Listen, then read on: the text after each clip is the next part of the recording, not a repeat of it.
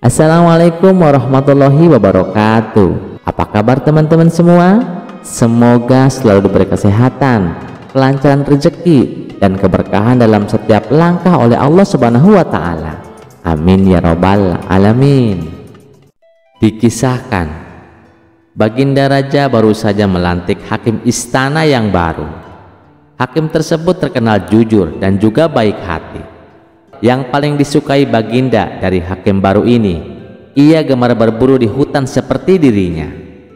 Suatu hari di sela-sela waktu santai Baginda Raja, ia memanggil hakim baru tersebut untuk menghadapnya. "Bagaimana pekerjaanmu?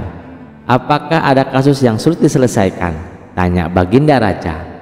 "Alhamdulillah Paduka, semua pekerjaan masih bisa saya atasi," jawab hakim istana. "Bagus. Awas jangan main-main dengan jabatanmu. Kalau kamu sampai ketahuan menerima sogokan, saya bukan hanya akan memecatmu, tapi juga akan memenjarakanmu," ancam Baginda Raja. "Jangan khawatir Paduka, saya ini bukan tipe orang yang suka disogok. Malah saya justru membenci perbuatan itu. Saya ini kan sudah kaya Paduka, buat apa menerima sogokan? Bukankah Paduka tahu sendiri, gaji saya sebagai hakim sepenuhnya saya sumbangkan untuk fakir miskin," ujar hakim istana. "Baguslah, saya percaya padamu. Oh ya, saya dengar katanya kamu gemar berburu di hutan. Bagaimana kalau besok kita berburu bersama-sama?" ajak Baginda Raja. "Dengan senang hati wahai Paduka yang mulia, saya terima ajakan Paduka," balas hakim istana. "Baiklah, besok kita berangkat, tapi saya akan mengajak Abu Nawas," timpal Baginda Raja. Abu Nawas yang saat itu sedang cekcok dengan istrinya langsung menerima ajakan Baginda Raja. Dengan begitu, ia bisa menghindari omelan sang istri. Singkat cerita, Abu Nawas, hakim istana, dan Baginda Raja pergi meninggalkan istana. Ketiganya memulai perjalanan menuju hutan. "Abu Nawas, apa kamu punya saran? Hutan yang mana yang akan kita tuju?" tanya Baginda Raja. "Ada Paduka, hutan di seberang lautan. Di sana banyak hewan kijang, tapi hutan tersebut terkenal angker," jawab Abu Nawas. "Sama setan saja masa takut? Ayo kita ke sana," balas Baginda Raja. Ketiganya lalu menuju hutan yang terkenal angker. Saat akan memasuki hutan tersebut, Abu Nawas mulai merasakan aura mistis. "Paduka, apa Paduka yakin akan masuk ke dalamnya?" tanya Abu Nawas. "Tenang saja Abu Nawas, saya dan hakim istana sudah pengalaman keluar masuk ke dalam hutan," jawab Baginda Raja. Tidak berapa lama, tampak seekor kijang muncul di hadapan mereka. Baginda Raja dan hakim istana langsung mencabut anak panah dan membidiknya. Tapi sayang, bidikannya mereka meleset sehingga membuat kijang tersebut berlari ke tengah hutan. "Ayo kita kejar," teriak Baginda Raja. Mereka pun mengikuti arah larinya kijang. Sedang asik-asiknya mengejar hewan buruan, tiba-tiba muncul seekor harimau. Melihat ada mangsa di depannya, harimau itu langsung mengejarnya. Baginda Raja dan Abu Nawas serta hakim istana spontan kabur menghindari kejaran harimau. Setelah beberapa lama kemudian, akhirnya mereka bertiga pun selamat. Namun mereka dihadapkan permasalahan baru. Pasalnya, mereka tidak tahu arah jalan pulang. Mereka bertiga tersesat di tengah hutan yang angker. Baik Baginda Raja, hakim istana, dan Abu Nawas, mereka tidak tahu harus meminta tolong kepada siapa. Apalagi sudah mulai terlihat gelap di tengah situasi yang genting. Tiba-tiba entah datangnya dari mana, muncul kakek tua misterius yang berpakaian serba putih.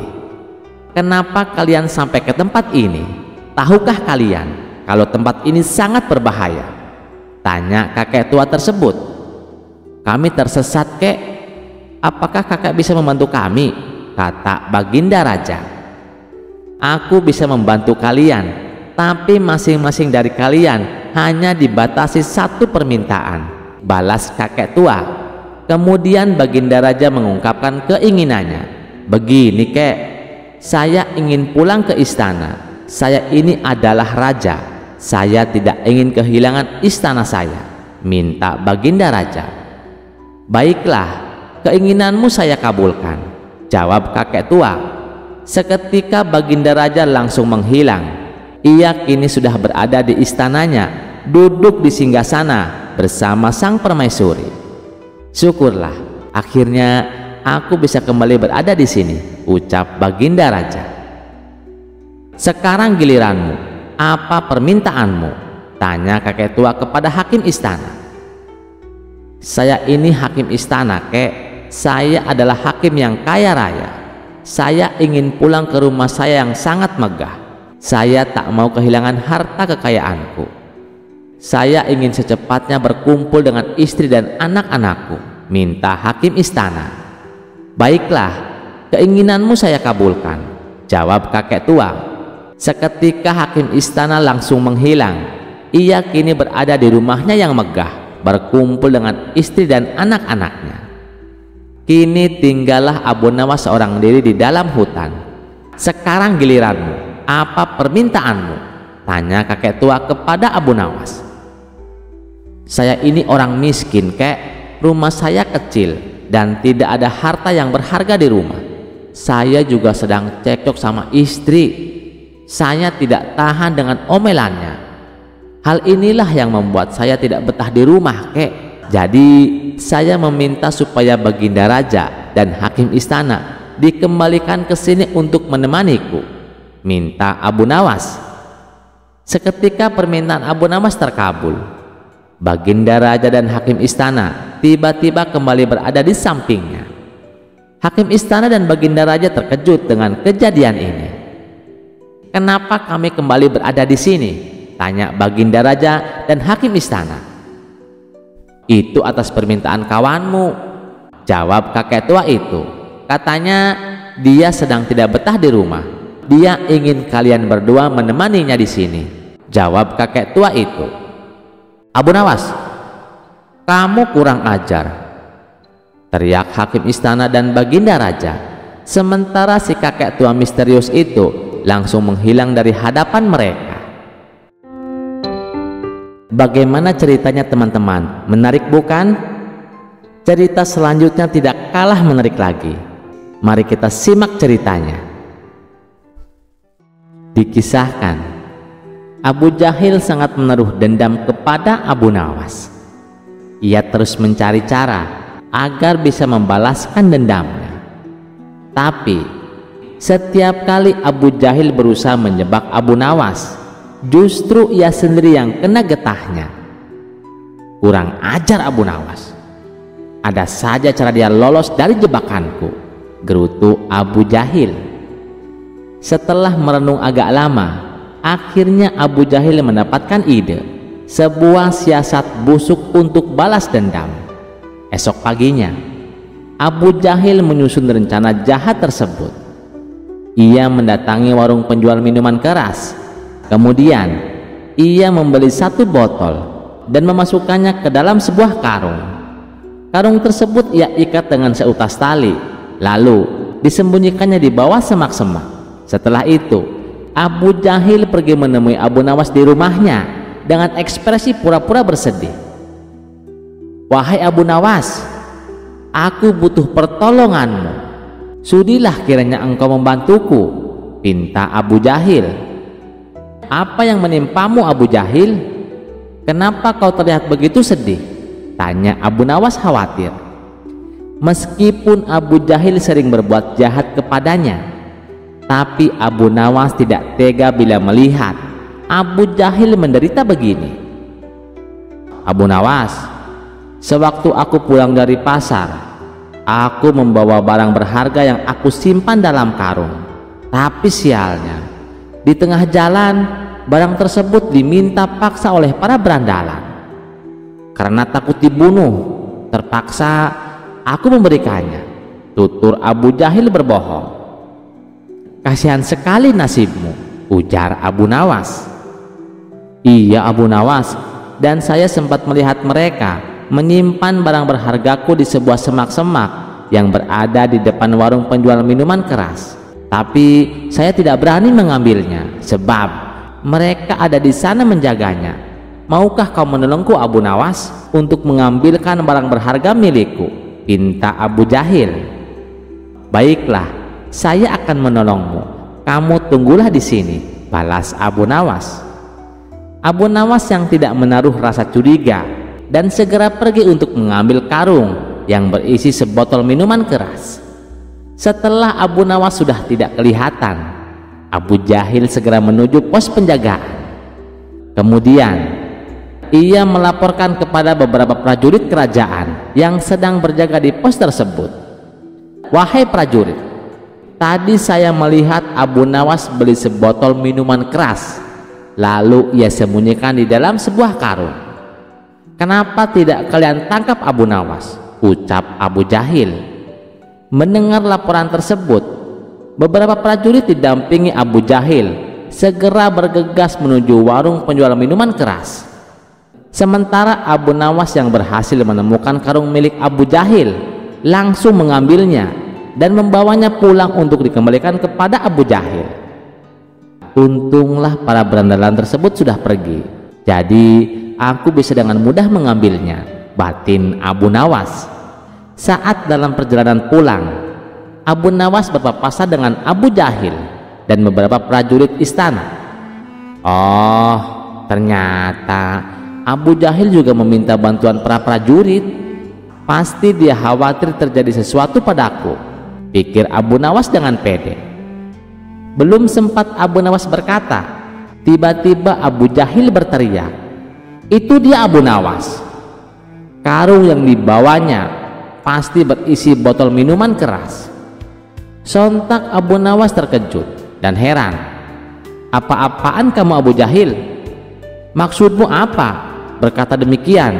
tukas Abu Nawas. "Sudah, kamu jangan pura-pura bodoh Abu Nawas. Kali ini kamu tidak bisa mengelak," balas Abu Jahil. Saat para prajurit menggeledah karung yang dibawa Abu Nawas, mereka mendapati sebotol minuman keras. Abu Nawas pun akhirnya ditangkap dan dibawa menghadap Baginda Raja. "Kurang ajar kau Abu Jahil, kau telah menjebakku," teriak Abu Nawas. Abu Jahil justru tertawa puas menyaksikannya. "Kali ini dendamku pasti terbalaskan. Abu Nawas pasti akan mendapatkan hukuman berat," pikir Abu Jahil. Ketika mereka menghadap Baginda Raja, Abu Jahil berkata, "Paduka yang mulia, saya hendak melaporkan Abu Nawas. Dia telah kedapatan membawa botol minuman keras.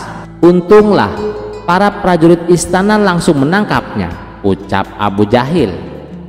Abu Jahil menuntut supaya Abu Nawas dipenjara dengan dakwaan telah minum minuman keras. Sebenarnya Baginda Raja tahu kalau Abu Nawas tidak melakukannya, sebab tidak mungkin Abu Nawas berani membawa pulang minuman keras. Bisa-bisa ia kena damprat oleh istrinya dan juga tidak tercium aroma miras dari mulutnya. Tapi Baginda Raja sengaja ingin menguji kecerdikan Abu Nawas. "Benar begitu Abu Nawas?" tanya Baginda Raja. Mendengar pertanyaan Baginda Raja, Abu Nawas hanya terdiam. "Aku harus cari cara supaya bisa lolos dari jebakan Abu Jahil," pikir Abu Nawas dalam hati. "Hai Abu Nawas, kamu ditanya kenapa diam saja?" bentak Baginda Raja. "Ampun Paduka yang mulia, tuduhan Abu Jahil tidak benar Paduka. Tuduhan tersebut hanya dibuat-buat. Apa buktinya kalau saya minum minuman keras?" bantah Abu Nawas. "Itu buktinya. Apa kamu buta?" ucap Abu Jahil sambil menunjuk botol yang ada di dalam karung. "Kamu tidak bisa mengelak lagi Abu Nawas. Buktinya sudah ada. Oleh karena itu kamu harus dihukum," timpal Baginda Raja. "Tunggu dulu Paduka yang mulia. Apakah hanya karena membawa botol minuman keras itu bisa dijadikan bukti? Dan kalau benar saya mabuk-mabukan, mana buktinya?" protes Abu Nawas. Tentu saja bisa Abu Nawas. Itu bisa dijadikan bukti, tutur Baginda Raja. Baiklah kalau memang begitu, saya juga akan mengajukan dakwaan kepada Abu Jahil, karena Abu Jahil telah berbuat zina, balas Abu Nawas. Mendengar tuduhan Abu Nawas membuat Abu Jahil murka dan tidak terima. Hai Abu Nawas, kamu jangan suka fitnah. Apa buktinya kalau saya berbuat zina? Teriak Abu Jahil. Dengan entengnya Abu Nawas menjawab, buktinya kamu kemana-mana membawa alat zina. Bukankah kemeluanmu adalah alat untuk berbuat zina? Kalau hanya membawa botol minuman dianggap mabuk-mabukan, maka membawa alat zina juga harus dianggap berzina.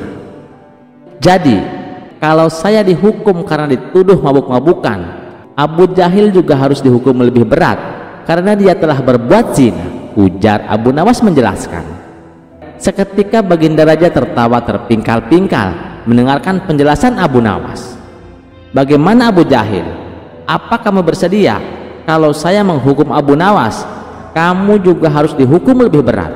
Kecuali kalau kamu mencabut tuntutan, maka semua akan terbebas dari hukuman. Karena saya sebagai raja harus berbuat adil kepada kalian, ucap Baginda Raja. Jangan Paduka yang mulia, saya tidak mau dihukum. Lebih baik saya cabut tuntutan saya kepada Abu Nawas, balas Abu Jahil.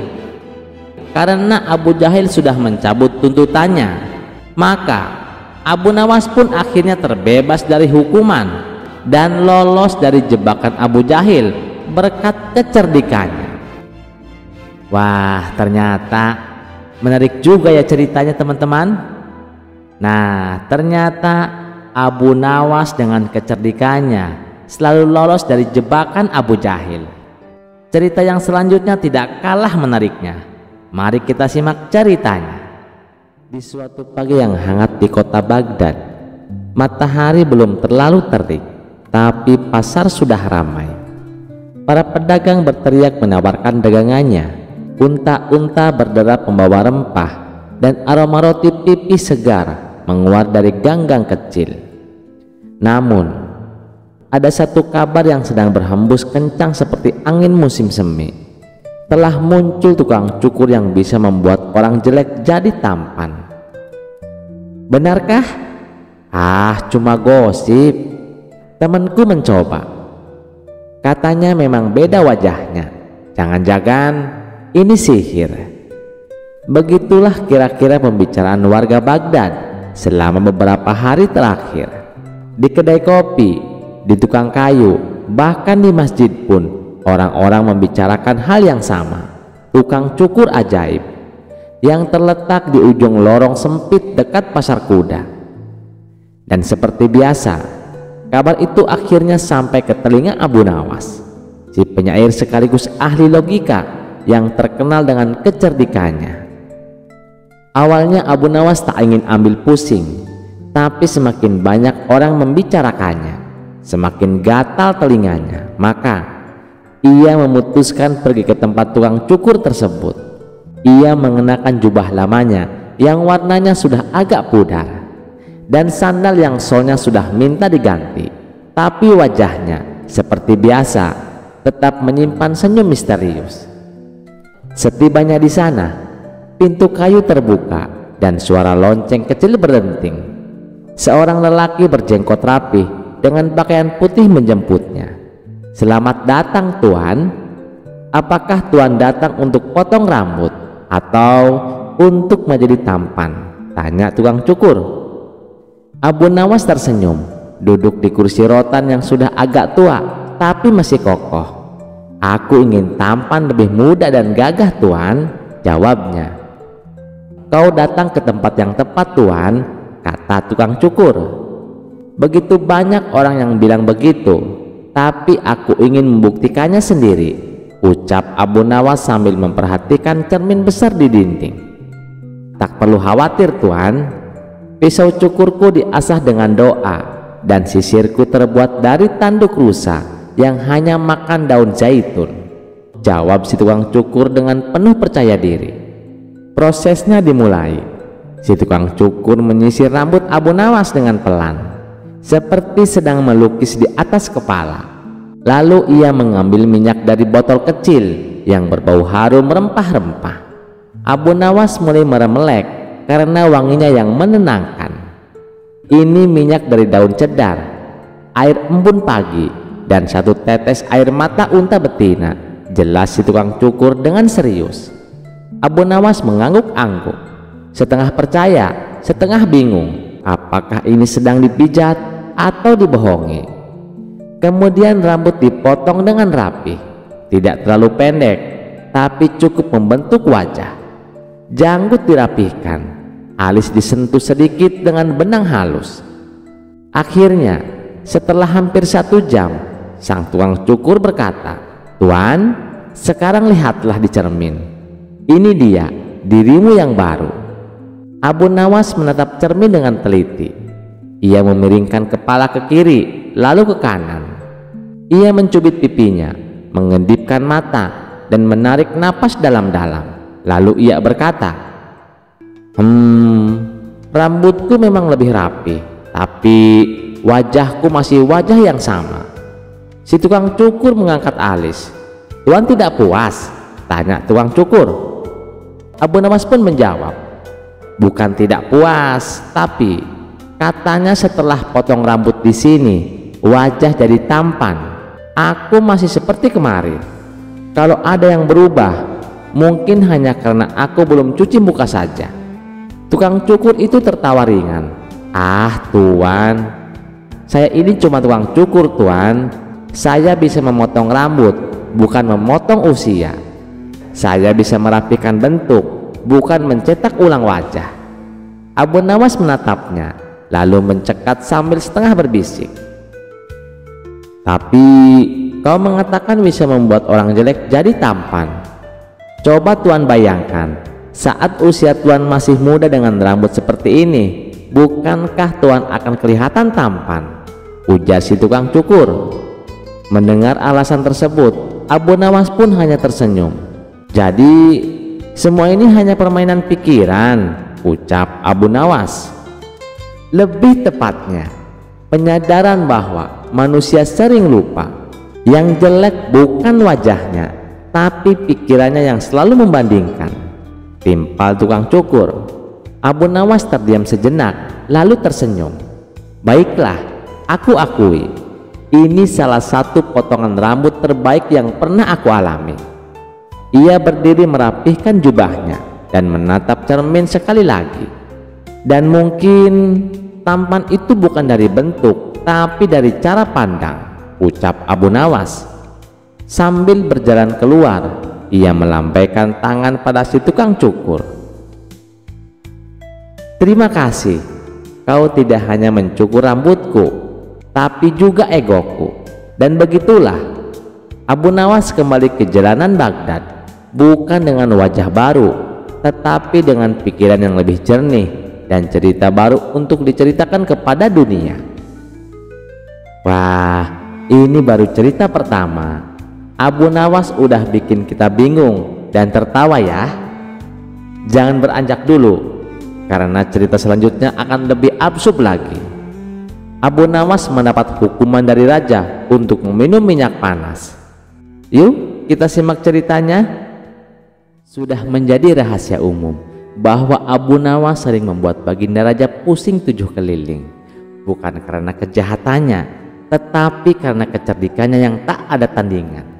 Berkali-kali berbuat salah, berkali-kali pula dia lolos dari hukuman, tapi kali ini tampaknya nasib berkata lain. Suatu malam, para prajurit menangkap Abu Nawas sedang minum arak di belakang taman kerajaan. Tentu saja ia langsung digelandang ke hadapan baginda raja.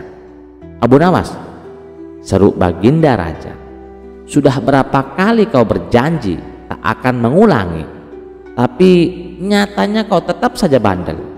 Selama ini aku sudah berbaik hati sama kamu. Aku sengaja meloloskanmu dari hukuman karena kamu selalu berjanji tidak akan mengulangi. Tapi kali ini sudah tidak bisa ditolerir. Apapun alasanmu, kamu tetap akan saya hukum. ucap Baginda Raja. Sementara Abu Nawas hanya terdiam, kepalanya tertunduk, tak berani menatap. Penasihat istana maju dan berkata, "Baginda, bagaimana kalau Abu Nawas dihukum dengan minum minyak panas, biar dia kapok betul?" Raja mengangguk. "Bagus, hukuman itu pas untuk orang keras kepala seperti dia." Abu Nawas langsung pucat.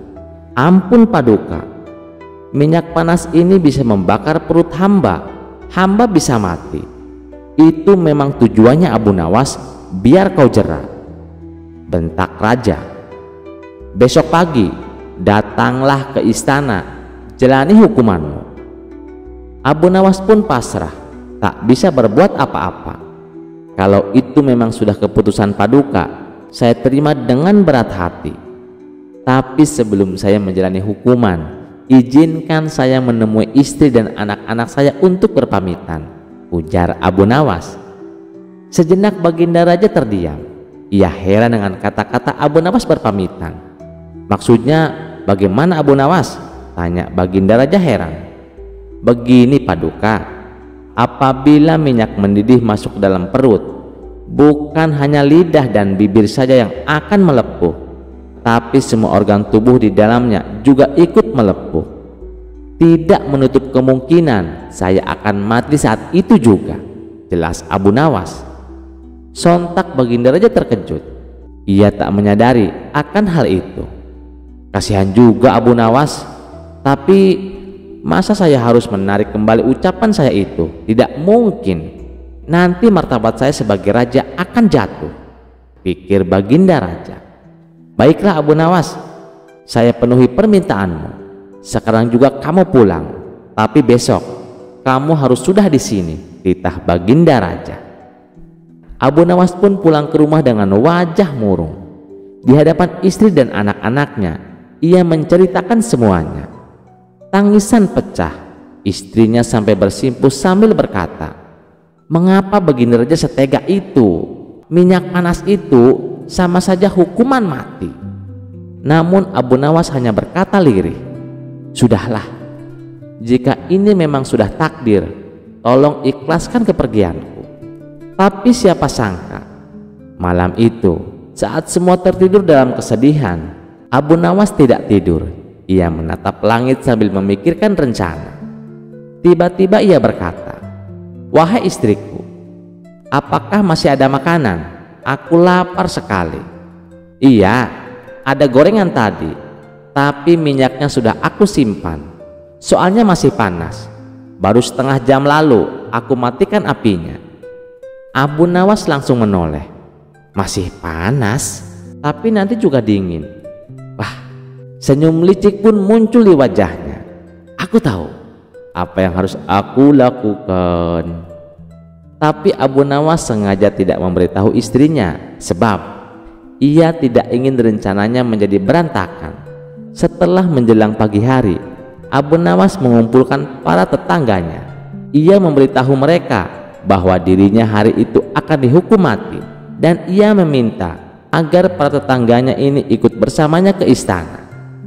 Berita mengejutkan itu tentu saja membuat mereka kaget. Mereka tak menyangka Baginda Raja setega itu kepada Abu Nawas. "Kamu kan dekat dengan Baginda Raja, kenapa kamu tidak meminta ampun darinya?" tanya mereka. "Biarlah, nasi sudah menjadi bubur. Lagian Baginda Raja juga tidak akan mencabut ucapannya," terang Abu Nawas. Maka berangkatlah Abu Nawas ke istana dengan didampingi keluarga dan para tetangga. Melihat kedatangan Abu Nawas bersama orang banyak, Baginda Raja pun bertanya, "Hai Abu Nawas, kenapa kau membawa orang banyak sekali? Apakah hendak melawanku?"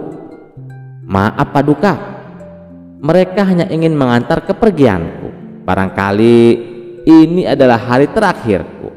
Raja hanya mengangguk. "Baiklah, siapkan minyak panasnya."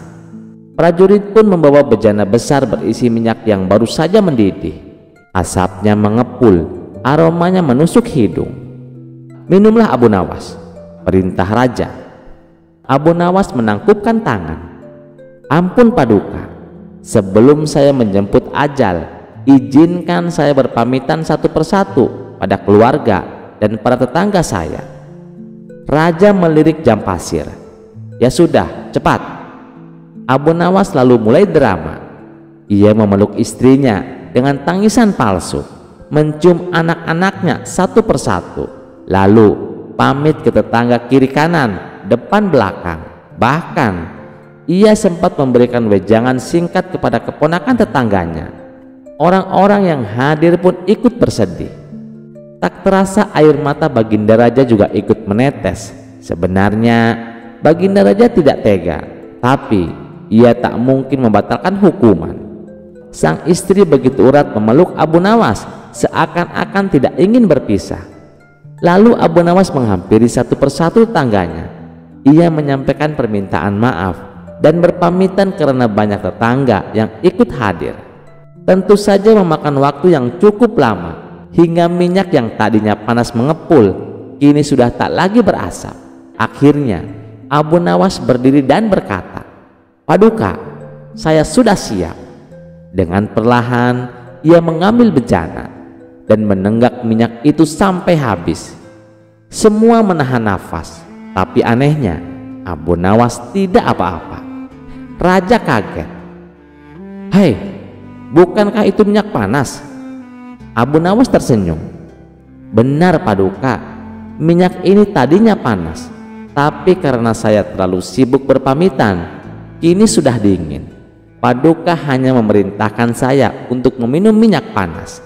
Tidak disebutkan waktunya kapan harus diminum." Raja melongo lalu menepuk jidat. "Kau ini memang licik luar biasa." Akhirnya Abu Nawas pun bebas dari hukuman dan pulang bersama rombongan pengantar yang kini malah jadi konvoi kemenangan. Ia tertawa sambil berkata, "Ingat, bukan kekuatan yang menyelamatkan, tapi akal sehat dan sedikit drama." Pesan moral yang dapat kita ambil dari cerita ini, jangan berburu-buru marah dan jangan sepelekan orang cerdik. Kadang yang terlihat lemah justru bisa membalikkan keadaan hanya dengan akal dan waktu yang tepat. Tapi ini aneh juga, kenapa Abu Nawas bisa minum minyak? Tunggu dulu, tapi cerita berikutnya akan lebih seru lagi dan sangat aneh, yang mana ada dua orang lelaki yang bertanya kepada Abu Nawas, apakah di surga itu ada rokok? Mari kita simak ceritanya. Suatu sore yang teduh, Abu Nawas sedang duduk santai di bawah pohon zaitun dekat madrasah. Tiba-tiba datang dua pemuda dari desa, Otong dan Udin, yang baru saja selesai mengaji. Lalu mereka mendekat dan memberi salam kepada Abu Nawas. "Assalamualaikum Abu Nawas." "Waalaikumsalam. Wahai anak-anak muda, duduklah, mari kita berbincang." Otong yang wajahnya terlihat sedikit gelisah langsung angkat bicara. "Abu Nawas, bolehkah saya bertanya tentang sesuatu yang penting?" Abu Nawas mengangguk sambil tersenyum. "Tentu boleh. Apa gerangan yang membuatmu risau, wahai Otong?" Otong menarik napas dalam-dalam lalu berkata, "Begini Abu Nawas, saya ini perokok berat. Tiap habis ngaji pasti tangan ini pingin ngebul. Nah, saya penasaran, di surga itu ada rokok enggak sih?" Abu Nawas mengelus janggutnya yang putih sambil menahan tawa yang hampir meledak. Ia berkata, "Pertanyaanmu unik sekali Otong, tapi baiklah, mari kita urai pelan-pelan." Udin, sahabat Otong yang sedari tadi menahan senyum, akhirnya menyela. "Abu Nawas, saya pernah dengar katanya di surga semua keinginan dikabulkan. Jadi ya mestinya ada dong rokok juga." Abu Nawas mengangguk. "Benar sekali. Surga itu adalah tempat segala kenikmatan. Bahkan yang belum sempat kita bayangkan pun Allah bisa ciptakan di sana. Tapi mari kita pikirkan secara logika saja." Otong dan Udin serempak mengangguk. Begini, kata Abu Nawas mulai serius. Rokok itu terbuat dari daun tembakau, dibakar, lalu asapnya dihirup, betul? Betul, jawab Otong mantap. Dan untuk membakarnya butuh apa? Api tentu saja, jawab Udin. Nah, kata Abu Nawas sambil menatap mereka dengan mata berbinar. Di surga semua yang buruk tidak ada. Tidak ada sakit, tidak ada panas, tidak ada api, tidak ada juga korek gas. Otong melongo. Loh, kalau begitu gimana cara nyalain rokoknya? Abu Nawas mendekat dan dengan suara pelan namun penuh teka-teki berbisik. Itulah, mungkin kalau ingin menyalakan rokok di surga harus jalan sedikit ke neraka. Otong dan Udin terdiam. Tak ada suara selain suara burung berkicau. Lalu mereka berdua tertawa terbahak-bahak. Begitu juga dengan Abu Nawas. Hahaha, ya Abu Nawas, licik betul cara berpikirmu. Abu Nawas tersenyum lebar. Bukan licik, itu logika. Surga tempat kenikmatan, tapi juga tempat kesucian. Sementara rokok, meskipun nikmat, membawa asap, membawa panas, bahkan bau, mana cocok dengan aroma kasturi dan keharuman surga. Otong mulai gelisah. Wah, kalau begitu bisa-bisa saya harus berhenti merokok mulai sekarang supaya nggak kangen di surga nanti. Betul, sahut Abu Nawas. Mumpung masih di dunia, biasakan diri meninggalkan yang tidak bermanfaat. Karena nanti kalau sudah di surga, engkau tidak rindu pada apa yang buruk. Udin mengangguk-ngangguk sambil menepuk pundak Otong. Nah lo Tong, ternyata rokok bukan tiket ke surga, malah bisa bikin jalan-jalan nggak sengaja ke tempat lain. Otong tersenyum kecut. Baiklah, mulai hari ini saya akan coba kurangi atau malah berhenti. Abu Nawas pun mengangkat cangkir tehnya. Minumlah teh ini Otong, hangatnya bisa menghentikan rasa rokok dan lebih sehat tentunya. Hangatnya bisa menghentikan rasa rokok dan lebih sehat tentunya. Sore itu pun diakhiri dengan tawa, teh hangat dan satu tekad baru dari Otong. Semua karena jawaban jenaka, tapi penuh makna dari si cerdik Abu Nawas. Kisah selanjutnya. Pada suatu pagi yang cerah di kota Baghdad, Abu Nawas sedang duduk santai di kedai kopi favoritnya. Ia menikmati secangkir kopi hangat sambil menikmati orang-orang yang berlalu lalang. Tiba-tiba ia melihat sekelompok orang yang sedang berkumpul dan tampak berdebat dengan serius. Rasa penasaran pun muncul dan Abu Nawas mendekati kerumunan itu. Di tengah kerumunan, seorang pria berjenggot tebal sedang berbicara dengan lantang. Rokok itu haram, tidak ada manfaatnya sama sekali dan hanya membahayakan kesehatan, katanya. Seorang pria lain yang tampak sebagai perokok berat dengan sebatang rokok di tangannya membantah. Weh, nggak bisa begitu dong. Rokok itu membuatmu menenangkan pikiran dan toh banyak orang yang menikmatinya. Abu Nawas dengan senyum lebar di wajahnya pun menyapa. Saudaraku, apa yang sedang kalian perdebatkan ini? Kami sedang mendiskusikan apakah rokok itu haram atau tidak. Nah, kalau kamu Abu Nawas, apa pendapatmu? Abu Nawas pun mengangguk bijak, lalu berkata, baiklah, ayo kita lihat masalah ini dari sudut pandang yang berbeda. Nah, sekarang apakah ada yang tahu hukum makan roti dengan susu? Kerumunan pun terdiam. Lalu salah satu dari mereka menjawab, tidak ada Abu Nawas, itu sih perkara mubah. Boleh-boleh saja dilakukan. Lalu Abu Nawas pun tersenyum dan melanjutkan, lalu bagaimana dengan naik unta di sore hari? Kembali kerumunan pun terdiam. Pria berjenggot tebal pun menjawab, ya tentu saja tidak ada hukum yang melarangnya lah Abu Nawas. Abu Nawas pun tertawa kecil dan berkata, Nah, jika hal-hal sederhana seperti ini tidak ada hukumnya, kenapa kita tidak melihat rokok dengan cara yang sama? Rokok, roti dengan susu, atau naik unta di sore hari tidak disebutkan secara khusus dalam Al-Quran maupun Al-Hadis. Yang penting ada niat dan dampaknya. Tapi Abu Nawas, rokok itu kan jelas merugikan kesehatan. Bukankah sesuatu yang merugikan itu harus dihindari? Tanya pria berjenggot tebal. Abu Nawas pun mengangguk setuju. Iya, itu benar saudaraku. Tapi ingatlah, banyak hal yang jika berlebihan juga merugikan. Minum kopi terlalu banyak bisa membuatmu jantung berdebar-debar. Tetapi apakah kita akan melarang kopi? Pria perokok yang tadi berdebat tersenyum lebar karena merasa didukung oleh Abu Nawas.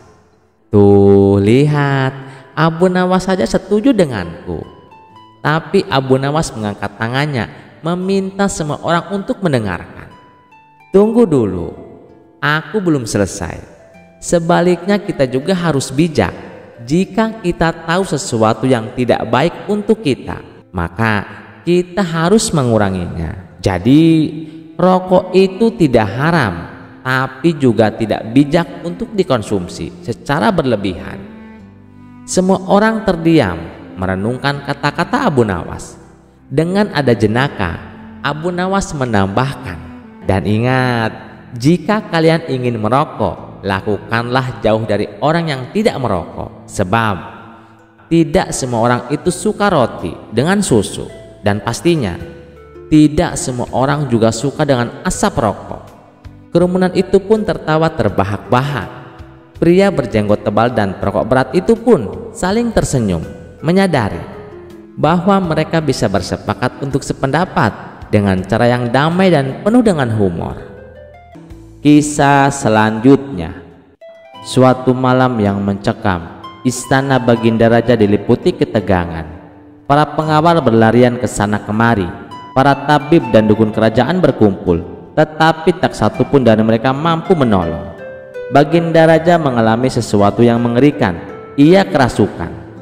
Dalam kegelisahan, seorang penasihat istana mengusulkan nama yang sudah tak asing lagi, Abu Nawas. Ia terkenal bukan hanya karena kecerdasannya, tetapi juga karena kemampuannya yang luar biasa dalam mengatasi masalah-masalah aneh. Setelah dipanggil ke istana, Abu Nawas segera mendekati Baginda yang tengah meronta-ronta dengan mata melotot dan suara bergema menakutkan.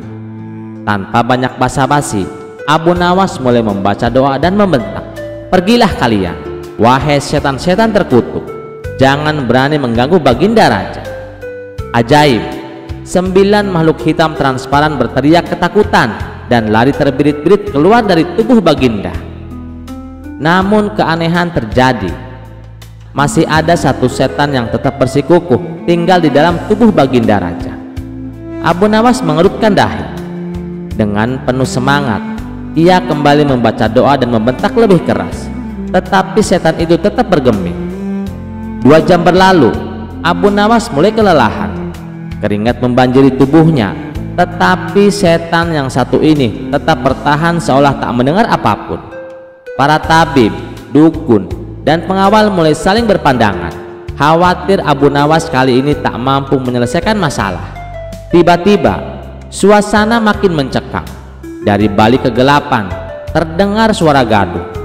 Abu Nawas menoleh dan melihat 9 setan yang tadi kabur kini kembali mendekat. Ia langsung waspada dan bersiap melawan mereka lagi. "Ngapain kalian datang lagi? Masih berani mengganggu?" bentak Abu Nawas dengan suara lantang. Namun tak disangka-sangka, 9 setan itu justru gemeteran dan ketakutan. Salah satu dari mereka menjawab terbata-bata, Enggak Abu Nawas, kami cuma mau menjemput satu teman kami yang budak. Permisi." Mendengar itu, Abu Nawas dan seisi istana terdiam sejenak, lalu tiba-tiba meledak dalam tawa. Bahkan Baginda Raja yang baru saja sadar pun tertawa terbahak-bahak hingga tubuhnya benar-benar kembali sehat.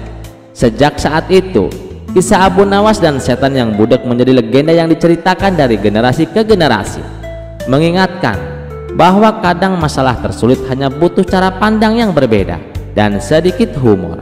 Kisah selanjutnya. Di sebuah desa hiduplah seorang pria buta yang terkenal sangat percaya diri dengan indera penciumannya.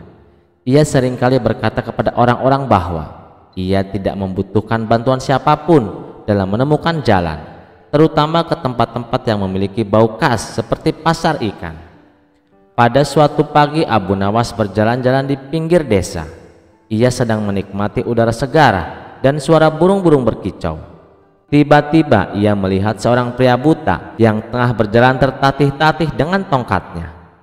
Pria itu tampak kesulitan melewati jalan berbatu dan berlubang. Rasa iba muncul di hati Abu Nawas. Ia pun mendekati pria buta itu dan dengan ramah ia menyapa. "Hendak kemana, Tuan?" tanya Abu Nawas dengan ramah. "Saya mau ke pasar ikan," jawab si orang buta tanpa menoleh.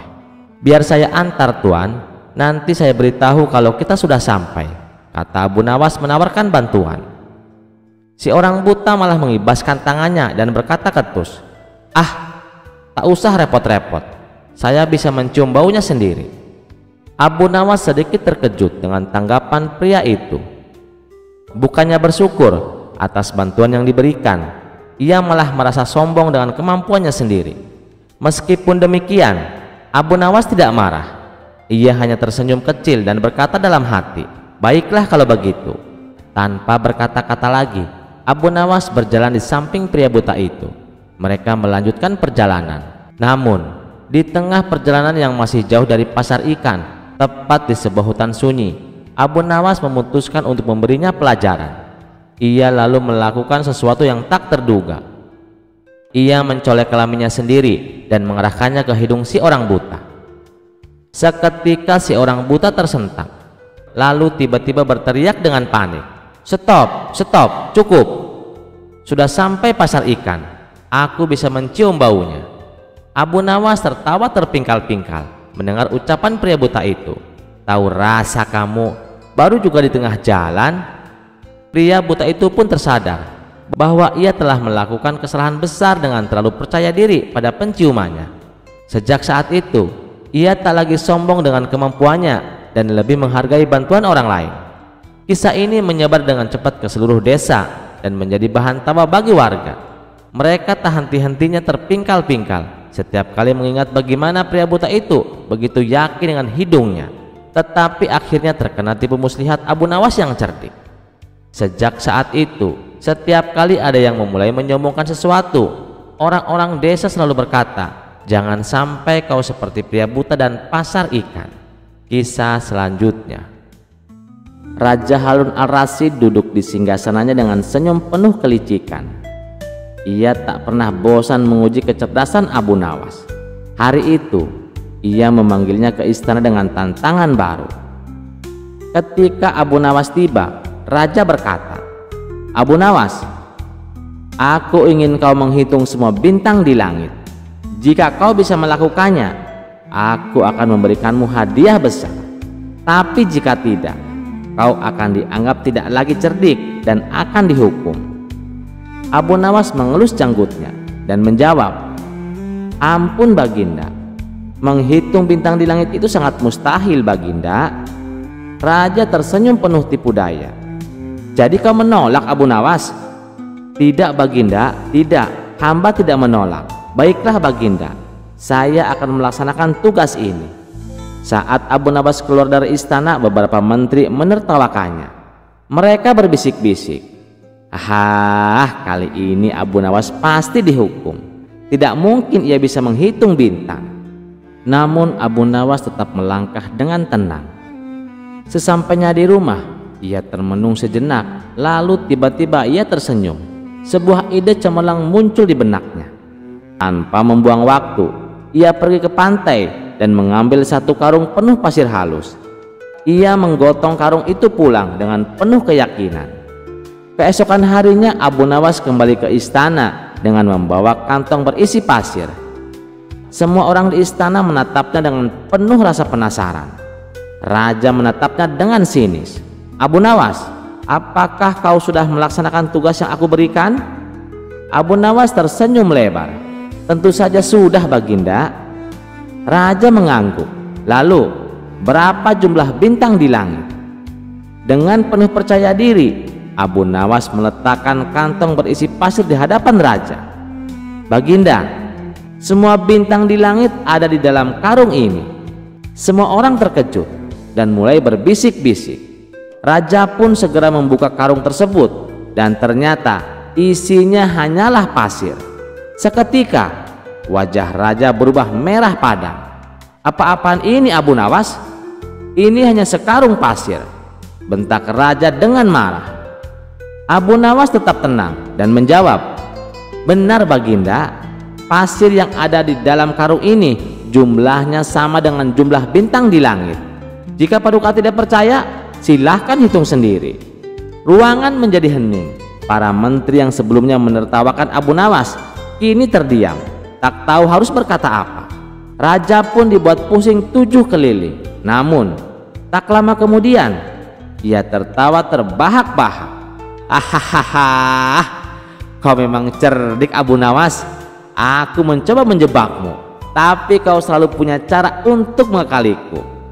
Karena kagum dengan kecerdikan Abu Nawas, raja pun menghadiahinya dengan pundi-pundi uang emas. Sementara para menteri yang sempat menertawakannya hanya bisa menelan ludah. Seperti biasa, Abu Nawas pulang dengan kemenangan, membuktikan bahwa akal cerdiknya tak tertandingi. Kisah selanjutnya dikisahkan, Baginda Raja mengangkat sahabatnya untuk menjadi gubernur di kota Abu Nawas. Tapi sayangnya, orang yang ditunjuk ini menyalahgunakan jabatannya. Gubernur dengan sewenang-wenang memerintahkan anak buahnya untuk menangkap para sastrawan yang pintar. Dikumpulkanlah sastrawan di ruangan sidang. Satu persatu sastrawan ditanya oleh gubernur, menurutmu, aku adalah gubernur yang adil atau zalim?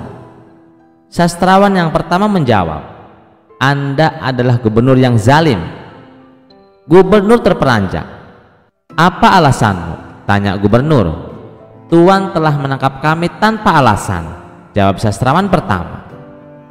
Prajurit, masukkan dia ke penjara, besok dihukum mati, perintah gubernur. Sastrawan selanjutnya ditanya gubernur, menurutmu, aku adalah gubernur yang adil atau zalim? Tuanku adalah gubernur yang adil, jawab sastrawan kedua. Apa alasanmu? Tanya gubernur kembali. Karena tuanku sangat memperhatikan rakyatnya. Kamu bohong. Prajurit, masukkan dia ke dalam penjara, besok dihukum mati, titah gubernur. Begitulah seterusnya. Bila dijawab adil atau zalim, tetap dimasukkan ke penjara dan dihukum mati. Kemudian beberapa sastrawan yang belum tertangkap mendatangi rumah Abu Nawas. Tolonglah kami, Abu Nawas, beberapa kawan kami akan dihukum mati oleh gubernur, kata mereka penuh khawatir. Abu Nawas terkejut mendengarnya. Kenapa gubernur melakukan hal ini?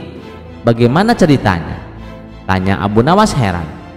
Kami pun tidak tahu, Abu Nawas. Gubernur yang baru menangkapi para sastrawan di kota ini tanpa sebab. Hanya kami yang masih selamat. Mereka ditanya satu persatu oleh gubernur, apakah gubernur orang yang adil atau zalim? Bila dijawab adil, akan dihukum mati, dan bila jawabannya zalim, juga tetap akan dihukum mati. Ini pasti gubernur sakit jiwa, sudah tidak waras jalan pikirannya, jawab Abu Nawas penuh emosi. Itulah kenapa kami mendatangimu, Abu Nawas, agar kau menyelamatkan kawan-kawan kami. Karena besok rencananya kawan-kawan kami akan dihukum mati, tutur mereka. Baiklah, aku akan ke istana menemui gubernur sekarang juga. Kalian pulanglah, titah Abu Nawas. Maka berangkatlah Abu Nawas ke istana. Sesampainya di istana, Abu Nawas menghadap sang gubernur. Melihat Abu Nawas datang, sang gubernur emosi. Mengapa kamu datang ke istanaku? Tanya sang gubernur. Saya mendengar kabar Anda memerintahkan para prajurit untuk menangkapi para sastrawan pintar di kota ini. Tapi kenapa aku tidak ditangkap? Saya sangat tersinggung, jawab Abu Nawas. Oh, jadi kamu menganggap kamu bagian dari mereka? Tanya gubernur. Tentu saja. Di kota ini tahu siapa aku? Aku adalah sastrawan terpandai di kota ini, balas Abu Nawas. Baiklah Algojo, tangkap Abu Nawas dan penggal lehernya, perintah sang gubernur. Tunggu dulu. Sebelum leherku dipenggal, perintahkan Algojomu jangan sampai merusak rambutku. Sebab aku baru saja keluar dari tukang cukur, timpal Abu Nawas. Mendengar itu sang gubernur langsung tertawa terbahak-bahak. Itulah jiwa kesatria yang aku kagumi darimu. Aku mengampunimu Abu Nawas, kata sang gubernur. Bolehkah aku meminta satu permintaan? Tanya Abu Nawas. Apa permintaanmu? Katakan saja, tanya sang gubernur. Saya juga minta pengampunan untuk kawan-kawanku, pinta Abu Nawas. Sejenak sang gubernur terdiam, lalu berkata kepada Abu Nawas, aku akan mengabulkan permintaanmu, tapi ada syaratnya. Kamu harus bisa menjawab 3 pertanyaanku, ujar sang gubernur. Baik Tuan, saya siap menjawabnya, sahut Abu Nawas. Menurutmu, aku gubernur yang adil atau zalim? Tanya sang gubernur.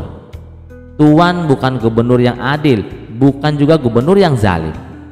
Orang-orang yang zalim itu adalah kita, sedangkan Tuan adalah pedang keadilan yang membalas kezaliman, jawab Abu Nawas. Jawabanmu sungguh menakjubkan Abu Nawas. Sekarang pertanyaan kedua, mana yang bermanfaat, matahari atau bulan? Tanya sang gubernur. Matahari terbit di siang hari bersamaan dengan terangnya dunia, maka menurutku matahari kurang bermanfaat, sementara bulan terbit di waktu malam yang menerangi dunia dan menjadikannya seperti siang, maka menurutku manfaat bulan lebih besar, jawab Abu Nawas. Maka menurutku manfaat bulan lebih besar, jawab Abu Nawas. Sang gubernur pun tertawa dengan jawaban Abu Nawas, meskipun nyeleneh tapi masuk akal. Baiklah Abu Nawas, pertanyaan yang terakhir. Menurutmu apa warna angin dan kentut? Tanya sang gubernur. Warna angin itu merah Tuan, jawab Abu Nawas enteng. Apa alasanmu? Tanya sang gubernur kembali. Kalau kita masuk angin lalu badan kita dikerok, pasti akan muncul warna merah di tubuh kita. Itu menunjukkan kalau anginnya sedang keluar, berarti warna angin merah, jawab Abu Nawas. Sedangkan warna kentut adalah kuning Tuan. Kenapa bisa Abu Nawas? Tanya sang gubernur. Ketika seseorang mengalami sakit perut atau mules karena masuk angin, biasanya tubuh meresponnya dengan gas atau kentut, dan dalam beberapa kasus bisa diikuti dengan buang air besar atau berak, sehingga kentut akan keluar bersama dengan partikel berwarna kuning. Untuk kedua kalinya sang gubernur dibuat tertawa terpingkal-pingkal oleh Abu Nawas. Kamu memang cerdik Abu Nawas, kamu mendapatkan apa yang kamu inginkan. Memang benar apa yang dikatakan oleh Baginda Raja tentang kecerdikanmu, memang benar, tutur sang gubernur. Abu Nawas kaget mendengar sang gubernur mengatakan Baginda Raja. Maksud Tuan bagaimana? Tanya Abu Nawas penasaran. Sebelum aku ditugaskan kemari, Baginda Raja memberitahu saya kalau di kota ini banyak sastrawan pintar, tapi di antara sastrawan yang paling cerdik adalah kamu. Saya memanggil mereka untuk saya kasih hadiah, tapi sebelumnya saya ingin mengerjain mereka dahulu. Ternyata malah kamu datang untuk membantu mereka, dan ini adalah kesempatan bagi saya untuk menguji kecerdasanmu, kata sang gubernur menjelaskan. Jadi hukuman mati yang Tuan berikan hanya pura-pura? Tanya Abu Nawas kaget. Benar Abu Nawas, saya hanya ingin mengerjain mereka sebelum memberikan hadiah buat mereka, jawab sang gubernur. Abu Nawas pun terdiam sejenak. Kurang ajar, ternyata aku masuk ke dalam perangkapnya. Tunggu saja nanti, jawab Abu Nawas dalam hati. Kisah selanjutnya. Pada suatu pagi raja mengajak Abu Nawas berjalan-jalan di padang pasir. Para pengawal dengan sigap telah menyiapkan 2 ekor unta yang gagah untuk mereka tunggangi. Sang raja melirik Abu Nawas dan berkata, "Naiklah Abu Nawas." Tanpa ragu, Abu Nawas menaiki untanya dengan hati-hati. Ia berusaha menjaga keseimbangan agar tidak mendahului baginda raja. Baginya, etika di hadapan penguasa adalah hal yang paling penting. Di tengah perjalanan, sang raja memecah keheningan dengan sebuah pertanyaan. "Abu Nawas, apakah kau sudah menikah?" "Iya baginda," jawab Abu Nawas dengan sopan. Sang raja mengangguk lalu bertanya lagi, "Dengan perawan atau janda?" "Dengan janda baginda," jawab Abu Nawas tanpa ragu. Raja mengerutkan kening, merasa heran dengan pilihan sahabat cerdiknya itu. "Mengapa tidak menikahi seorang perawan saja? Engkau bisa bermain dengannya dan ia bisa bermain denganmu." Abu Nawas tersenyum tipis, lalu dengan nada tenang ia menjawab, "Baginda, aku ini memiliki banyak saudari perempuan. Jika aku menikahi seorang janda, maka ada seseorang yang bisa mengurusi mereka, menyisir rambut mereka, serta merawat mereka seperti seorang ibu. Sedangkan seorang gadis perawan biasanya lebih senang bermain-main, berbeda dengan seorang janda yang telah memahami pahit manisnya kehidupan berumah tangga." Mendengar jawaban itu, raja terdiam sejenak. Ia kemudian tertawa kecil dan mengangguk penuh kagum. "Abu Nawas, engkau memang selalu punya alasan yang bijak di balik setiap keputusanmu. Pesan yang dapat kita petik dari kisah ini adalah bijaklah dalam mengambil keputusan, karena pilihan yang didasarkan pada pertimbangan matang akan membawa manfaat tidak hanya bagi diri sendiri, tetapi juga bagi orang-orang yang di sekitar kita." Kisah selanjutnya. Pada suatu hari, Abu Nawas datang menghadap raja yang sedang berada di baleriung istana bersama para menteri dan para pejabatnya. Dengan penuh percaya diri, Abu Nawas berkata, "Baginda, hamba bisa membuatkan baju terindah di dunia. Baju itu akan dipenuhi permata dan perhiasan, dan belum pernah ada yang menandingi keindahannya." Sang raja pun tertarik, apalagi 2 minggu lagi akan diadakan karnaval besar di seluruh negeri. Ia membayangkan dirinya tampil memukau di hadapan rakyatnya. Namun Abu Nawas memberi satu syarat yang membuat semua orang terdiam. "Ada satu hal baginda, baju ini sangat istimewa karena hanya bisa dilihat oleh orang-orang yang berhati baik dan tulus.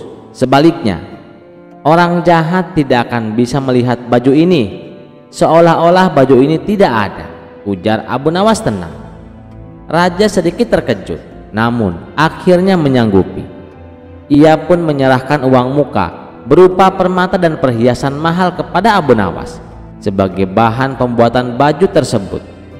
Di sebuah ruangan khusus di istana, Abu Nawas mulai bekerja. Setiap hari ia tampak sibuk, seolah-olah sedang menyulam dan menjahit kain yang tak kasat mata. Pekan pertama, raja memutuskan untuk melihat progresnya. Ia masuk ke ruangan dan mendapati Abu Nawas tampak serius bekerja. Namun ia tak melihat sehelai kain pun di sana. Dalam hati, raja mulai gelisah. "Apakah aku bukan orang baik? Mengapa aku tidak bisa melihat bajunya?" Melihat raut kebingungan raja, Abu Nawas segera berkata, "Baginda, lihatlah hasil awal dari baju ini. Bukankah indah?" Raja yang tidak ingin dianggap jahat pun menjawab, walau dalam hati ragu, "Wah, ini sungguh luar biasa. Baju yang sangat indah." Hari demi hari berlalu, dan berita tentang baju ajaib ini menyebar ke seluruh istana. Semua penasaran dan ingin melihatnya. Tapi seperti raja, tak satu pun dari para menteri dan pejabat yang bisa melihatnya. Namun mereka semua berpura-pura bisa melihat karena takut dianggap jahat dan kehilangan jabatan. "Indah sekali baginda," seru salah satu menteri. "Baju ini benar-benar menakjubkan," sambung pejabat lain. Ruangan itu pun penuh dengan pujian palsu dan kekaguman yang dibuat-buat. Akhirnya tibalah hari karnaval. Abu Nawas dengan membawa nampang kosong dan menghadap raja. "Baginda," katanya dengan bangga, "inilah mahakarya yang akan membuat Baginda tampak luar biasa di hadapan rakyat." Raja melihat kenampan itu dan lagi-lagi tidak ada apa-apa. Tapi karena takut dianggap tidak baik, ia pun berpura-pura takjub. "Luar biasa, saya sangat menyukainya." Raja pun masuk ke ruangan khusus untuk mengenakan baju ajaib itu. Ia melepaskan bajunya, hanya memisahkan celana pendek, dan Abu Nawas berpura-pura memakaikan sesuatu kepadanya. Pelayan dan pengawal yang melihat hanya bisa berpura-pura takjub agar tak dicurigai sebagai orang jahat. Raja pun keluar mengikuti karnaval, berkeliling kota diiringi iring-iringan meriah. Namun rakyat yang melihatnya hanya bisa melongo karena sang raja berjalan tanpa baju. Tak seorang pun berani mengatakan yang sebenarnya, sampai seorang anak kecil tiba-tiba berteriak polos, "Hai, lihatlah, raja tidak pakai baju." Suara tawa pun meledak dari kerumunan. Rakyat akhirnya menyadari dan membenarkan teriakan anak itu. Suasana karnaval berubah menjadi kekacauan tawa dan bisik-bisik malu. Sadar dirinya ditipu, raja pun murka. Ia segera memerintahkan pengawal untuk menangkap Abu Nawas. Namun sayang, Abu Nawas sudah lama menghilang, membawa lari permata dan perhiasan kerajaan. Sejak saat itu, kisah baju ajaib Abu Nawas menjadi buah bibir di seluruh negeri. Meskipun pihak istana terus membantahnya, rakyat tetap menyiapkan kisah ini sebagai legenda tentang kelicikan Abu Nawas yang tak tertandingi. Terima kasih sudah mendengarkan cerita ini. Sampai jumpa di cerita selanjutnya. Jangan lupa like, share, dan subscribe channel Teman Mimpi. Wassalamualaikum warahmatullahi wabarakatuh.